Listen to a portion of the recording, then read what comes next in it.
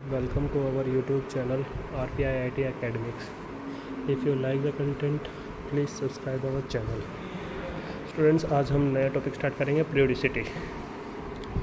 देखो, जब क्या हुआ स्टार्टिंग में एंशियंट टाइम में एलिमेंट्स डिस्कवर होने स्टार्ट हुए तो हमें क्या करना, उनको रिमेंबर करना मुश्किल होने लगा, क्योंकि पहले 2-4 थे तो याद करना आसान था, लेकिन जब उनके साथ बाद उनका नंबर बढ़ता गया तो रिमेंबर करना दिक्कत हुई। तो हमने फिर उनमें क्या देखा, उनकी एक अरेंज करने की कोशिश करी। अरेंज ऐसे करा कि उनकी जो कुछ की प्रॉपर्टीज़ एक दूसरे से सिमिलर थी उनको सेम कॉलम्स में रखा। तो इसी को हम क्या कहते हैं, periodicity. The trend in the behaviour of the elements, कि उनके जो एलिमेंट्स हैं उनके बिहेवियर क्या ट्रेंड है, मतलब जिसकी प्रॉपर्टी सेम है उनको एक साथ रखा, अलग वालों को अलग रख दिया। तो एक ट्रेंड में arises from the periodic pattern on the electronic configuration of the elements. तो उससे हमारे पास क्या हुआ, एक पीरियोडिक पैटर्न बन गया जिसको हम कहते हैं पीरियोडिक टेबल, पीरियोडिक लॉ। तो जो इसमें सबसे पहले हमारे पास साइंटिस्ट है काफ़ी सारे, तो उनमें से एक साइंटिस्ट है मेंडलीव, जिन्होंने क्या करा, एलिमेंट्स को अरेंज करा according to their atomic masses.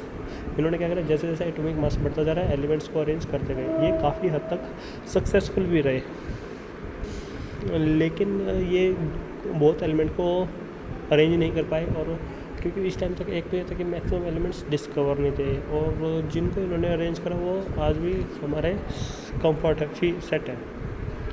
और इन्होंने क्या करा, कुछ गैप्स भी छोड़ दिए, कहा कि इन फ्यूचर में अगर कुछ एलिमेंट्स डिस्कवर होगा तो वो यहाँ पे आएंगे, जैसे एक का एल्यूमिना, एक का सिलिकॉन। तो इस तरीके से इन्होंने एक क्या करी, पीरियोडिक टेबल बनाई जिसको हम कहते हैं मेंडलीव पीरियोडिक टेबल। इसके बाद हमारे पास नेक्स्ट आई हेंसले-मोसले पीरियोडिक टेबल, जिसको हम मॉडर्न पीरियोडिक टेबल भी कहते हैं।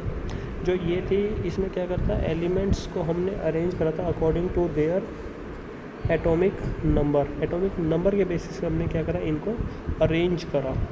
तो क्या हुआ, हम इसमें ये कह सकते हैं कि जो हमारा पीरियोडिक फंक्शन है वो किसका है, एटॉमिक नंबर के ऊपर है।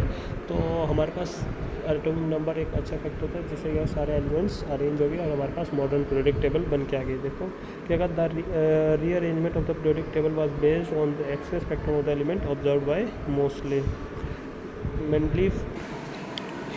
ये जो है मेंडलीव पीरियोडिक टेबल का एक एलिमेंट है जिसको इक्का सिलिकॉन कहते हैं।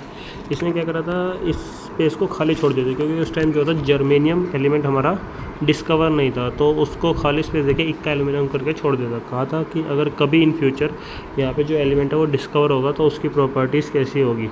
उसने एटॉमिक मास को क्या कहा था, 72 होगा, और जब जर्मेनियम डिस्कवर हुआ तो उसका मास आया 72.61।